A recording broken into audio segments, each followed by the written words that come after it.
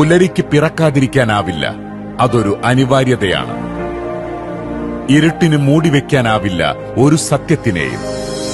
അക്ഷരങ്ങളുടെ ജ്വാലയിൽ അസത്യങ്ങളെ നിഷ്പ്രഭമാക്കി സത്യം വെണ്മയോടെ തെളിഞ്ഞു നിൽക്കും.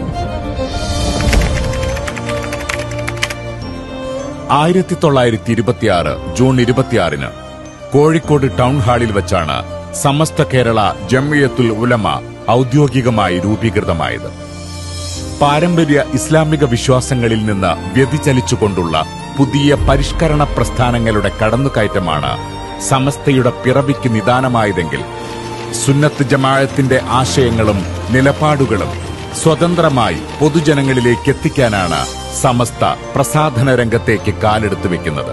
നിഷ്പക്ഷമായി വാർത്തകൾ പ്രസിദ്ധീകരിക്കപ്പെടുകയും വാർത്തകൾ പ്രസിദ്ധീകരിക്കപ്പെടുമ്പോൾ ആ വാർത്തകളുടെ അടിസ്ഥാനം മനസ്സിലാക്കി അത് സത്യമാണോ മിഥ്യമാണോ എന്ന് പരിശോധിച്ച് ഏതെങ്കിലും പ്രത്യേകമായ നിലക്കുള്ള ഒരു കക്ഷിത്വം ഇല്ലാത്ത നിലക്ക്, അതോടൊപ്പം സമസ്ത കേരള ജംഇയ്യത്തുൽ ഉലമ എന്ന ഈ മഹത്താവുന്ന പ്രസ്ഥാനം അത് വിഭാവനം ചെയ്യുന്ന ആശയാദർശങ്ങൾക്ക് വേണ്ടതുപോലെ പ്രാധാന്യം നൽകിക്കൊണ്ട് പ്രസിദ്ധീകരിക്കപ്പെടുന്നു എന്നത് തന്നെയാണ് ഈ പത്രത്തിന്റെ വിജയത്തിന്റെ നിദാനം.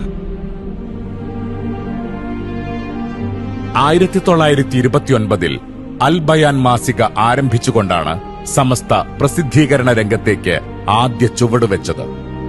മുന്നോട്ടുള്ള യാത്രയിൽ സത്യധാര, സുന്നി, അഫ്കാർ, അൽ മുഅല്ലിം, കുരുന്നുകൾ തുടങ്ങി സമസ്ത നേരിട്ട് നടത്തുന്ന നിരവധി പ്രസിദ്ധീകരണങ്ങൾ നമ്മുടെ വഴിയടയാളങ്ങളാണ്.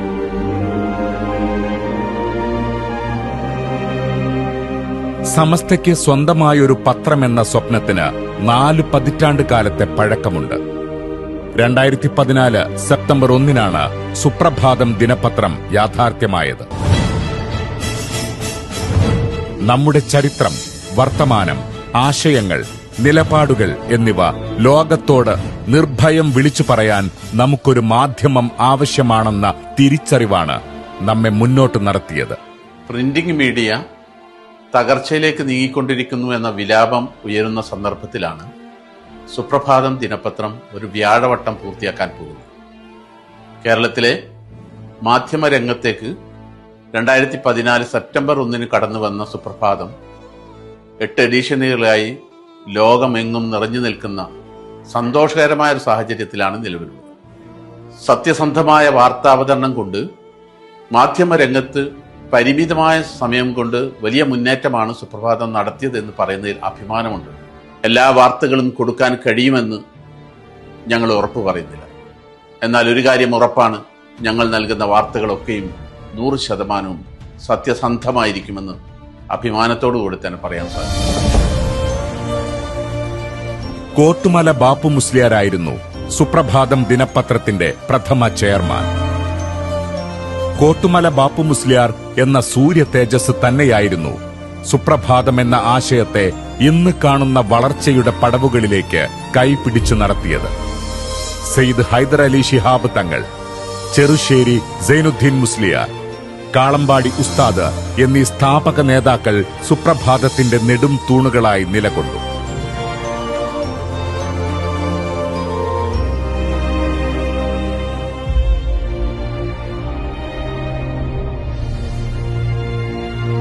പ്രാർത്ഥനകളുടെ നനുത്ത സ്നേഹസ്പർശം കൊണ്ട് സുപ്രഭാതത്തെ ഹൃദയത്തോട് ചേർത്ത് പിടിച്ച മഹാത്മാക്കളുടെ അനുഗ്രഹത്തിന്റെ നിറവ് കൂടിയാണ് സുപ്രഭാതത്തിന്റെ നിലനിൽപ്പിന് കരുത്തു പകർന്നത്.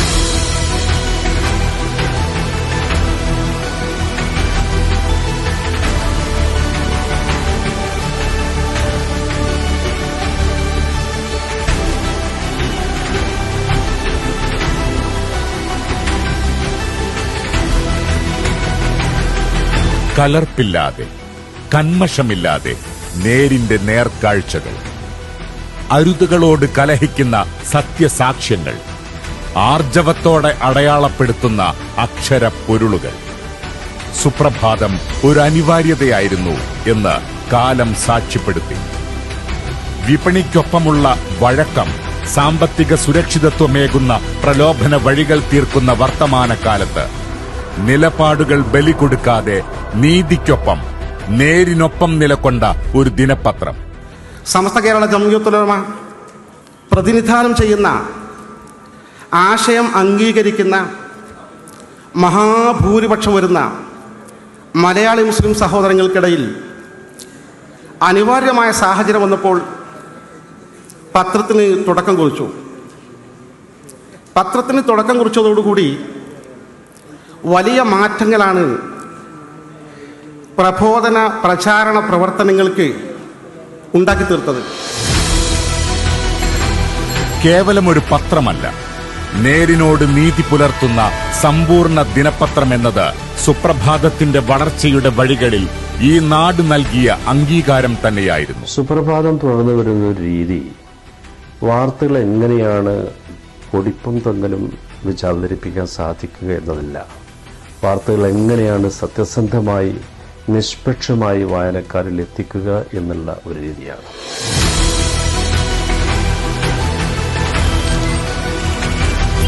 വിവരങ്ങൾ അനുനിമിഷം വിരൽത്തുമ്പിൽ വിരിയുന്ന ഈ ഡിജിറ്റൽ യുഗത്തിൽ വേഗതയേക്കാൾ വലിയ വെല്ലുവിളി ആ വാർത്തകളുടെ കൃത്യതയും സുതാര്യതയുമാണ്.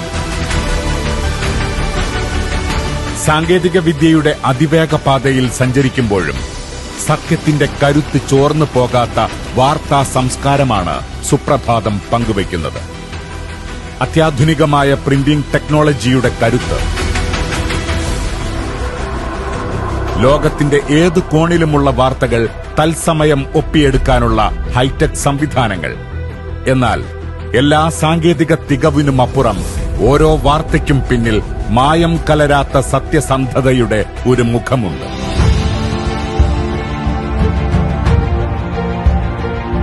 പാർശ്വവൽക്കരിക്കപ്പെടുന്ന വിഭാഗങ്ങളുടെ നാവും നിലപാടുമായി മാറാൻ സുപ്രഭാതത്തിന് കഴിഞ്ഞിട്ടുണ്ട്. കക്ഷി രാഷ്ട്രീയത്തിനുമപ്പുറം നേരുള്ള നിലപാടുകൾക്കൊപ്പം നിലകൊണ്ട് നിവർന്നു നിന്നിട്ടുണ്ട്. നിലപാടിലെ കൃത്യതയും കണിശതയും കൊണ്ട് അനീതികളോട് കലഹിച്ചുകൊണ്ട് തന്നെയാണ് മുന്നോട്ട് നടന്നിട്ടുള്ളത്. സാമൂഹിക തിന്മകൾക്കെതിരെ ശബ്ദമുയർത്തി നാടിനൊപ്പം ചേർന്ന് നിന്നിട്ടുണ്ട്. സാമ്രാജ്യത്വ വിരുദ്ധ ഫാസിസ്റ്റ് വിരുദ്ധ നിലപാടുകൾ ആർജവത്തോടെ ഉയർത്തിപ്പിടിച്ച് എന്നും ധാർമ്മികതയുടെ പക്ഷത്ത് നിലയുറപ്പിച്ചിട്ടുണ്ട്. വഖഫ്, SIR, CAA, NRC, കുട്ടിക്കടത്ത് വിവാദം, പ്രവാസി വോട്ട് അഴിമതി, സ്വജനപക്ഷപാതം നിലപാടുകൾ കൊണ്ട് വാർത്തകളിൽ ശ്രദ്ധേയമായി അടയാളപ്പെടുത്തി വെച്ചിട്ടുണ്ട്.